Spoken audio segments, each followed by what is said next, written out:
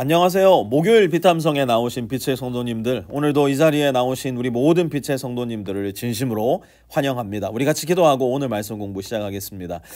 하나님 아버지, 오늘도 우리의 눈과 마음을 열어 주님의 말씀을 봅니다.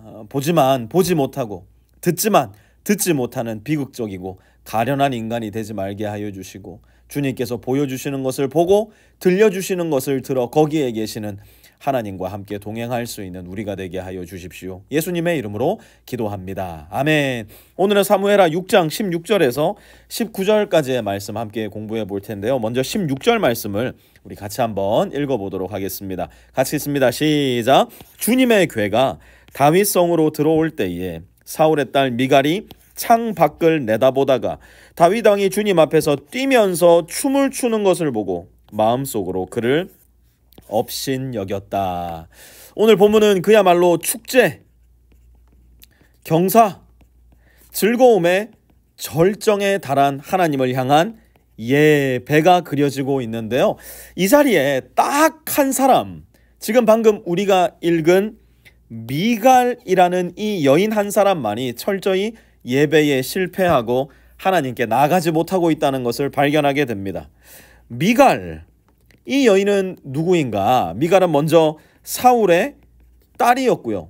다윗이 블레셋 사람 200명을 죽이고 그들을 지창금으로 사울에게 드리고 나서 얻은 생명의 아내였습니다. 그런데 오늘 본문에서 분명히 볼 수 있는 것처럼 미갈은 다윗과는 전혀 하나 되지 못한 모습으로 등장하고 있는데요. 왜 그런가? 먼저 그가 있는 장소를 한번 보세요. 16절 보니까 지금 미갈이 어디에 있어요? 창 밖을 내다보다가 라고 적혀 있는 것으로 보아서요, 미갈은 지금 창문 너머에서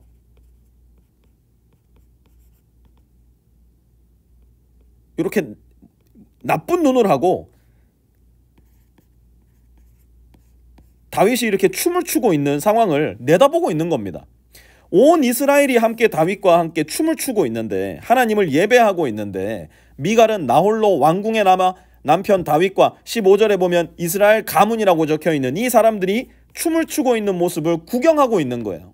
그런데 그러던 중 무엇을 봤다고요? 다윗이 뛰면서 주님 앞에 춤을 추고 있는 것을 본 거예요. 여러분 한번 생각해 보세요.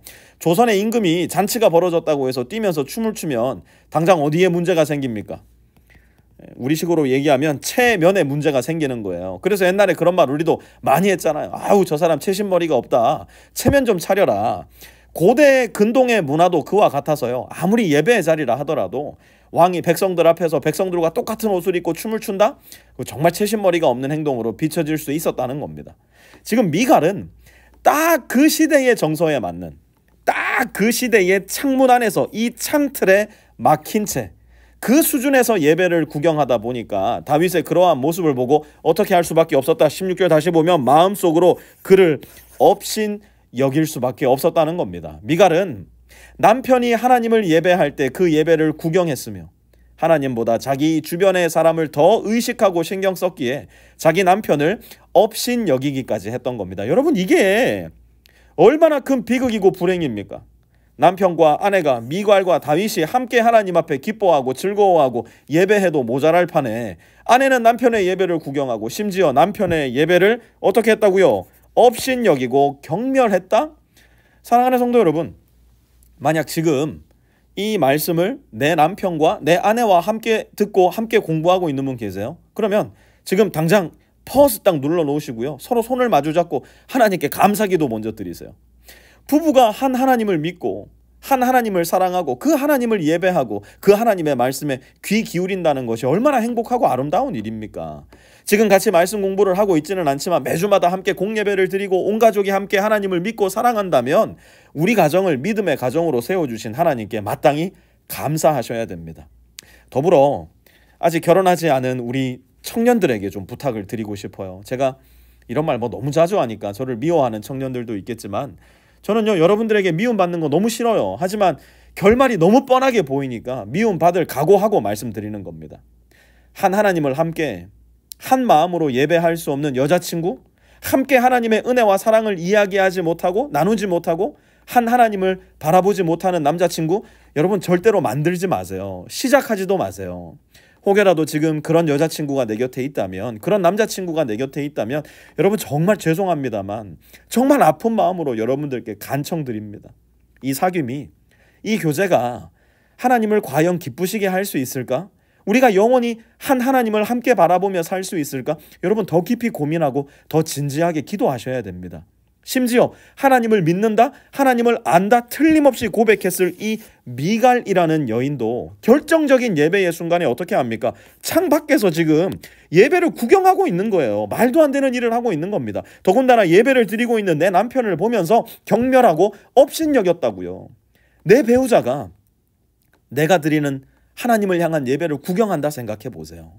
내 배우자가 내 믿음을 업신여기고 무시하고 경멸한다 생각해 보세요. 청년 여러분, 연애는요, 이렇게 있으면 이렇게 두 사람이 서로를 바라보는, 서로의 얼굴을 쳐다보고 서로의 눈에 빠져드는 시기라고 할 수 있을 거예요. 그런데 결혼은 그렇지 않아요. 결혼은요, 둘이 나란하게 서가지고 똑같은 곳을 바라보는 곳이에요.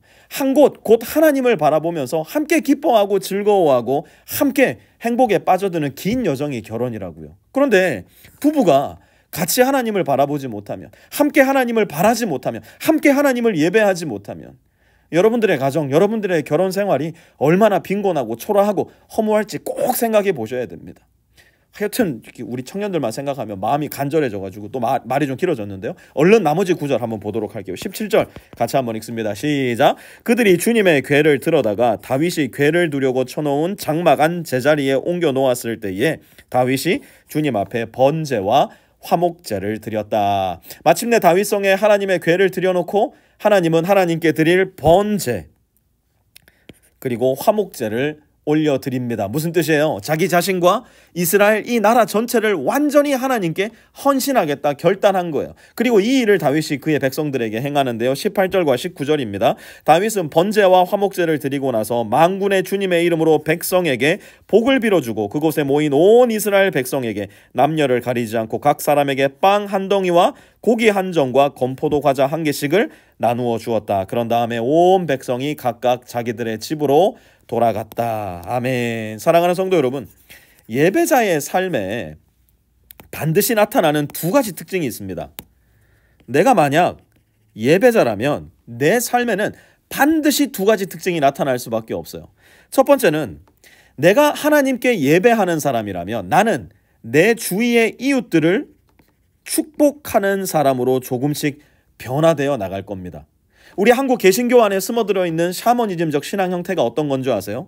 하나님을 거의 무당화시켜 나가지고 하여튼간에 그 하나님한테는 엄청 잘합니다. 막 새벽기도 하고요, 철야 예배하고요, 헌금도 누구 못지않게 하고요, 교회 봉사 끝내주게 합니다. 그래놓고 나서 교회 문 예배당을 탁 열고 세상 밖으로 나가는 순간 거기에서 만나는 사람들한테는 깡패도 그런 깡패가 없는 거예요. 욕하고 무시하고 인격 모독하고. 여러분 잘 들으셔야 돼요. 누군가 그런 말을 했죠.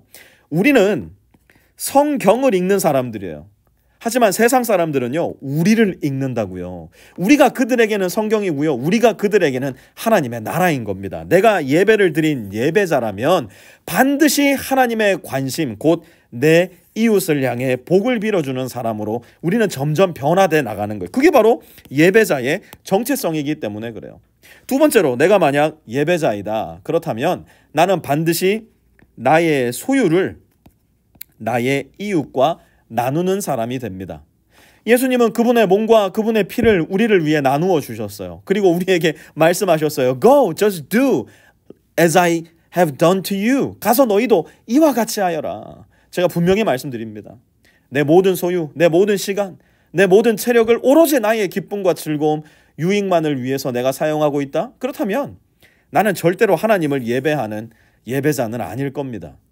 예수님은 우리의 소유와 시간과 체력에 정말 관심이 많으세요. 그 모든 것을 어디에 쓰고 있는가, 어떻게 쓰고 있는가. 예수님이 뭐라고 말씀하세요? 목마른 자에게 물 한 모금을 마시게 한다며, 배고픈 이에게 빵 한 조각을 나누어 준다며, 추운 자에게 겉옷 한 벌을 입혀준다면 그게 누구에게 한 거라고요? 그게 곧 예수님 자신에게 한 거라는 겁니다. 그것이 예배자에게 들려오는 예수님의 음성이고요. 그것이 예배자의 삶에서 반드시 드러나야 할 결정적인 차이이고 특징이라는 겁니다. 예배를 구경하지 말고 예배를 드리는 우리가 되기를 바랍니다. 예배를 드렸기 때문에 이 세상을 더 따뜻한 눈으로 나의 소유도 나의 시간도 나의 힘도 누군가를 위해 나눌 수 있는 우리가 되기를 바랍니다. 오늘 내가 예배자의 삶을 살아간다면 누구에게 그 일을 할 수 있을까 고민하고 기도하고 실천할 수 있는 저와 여러분이 되었으면 좋겠습니다. 하나님, 우리에게 살을 주시고 피를 쏟아주신 예수님을 다시 한번 주목하며 바라봅니다. 주님이 우리에게 맡겨주신 일들을 다시 한번 마음 가운데 새겨봅니다. 우리도 가서 주님과 같이 이 세상을, 우리의 이웃을 섬기고 품고 사랑할 수 있는 힘과 지혜를 우리에게 허락해 주시고 그렇게 살 수 있는 순종의 마음을 성령 하나님께서 우리 안에 창조하여 주십시오. 예수님의 이름으로 기도합니다. 아멘.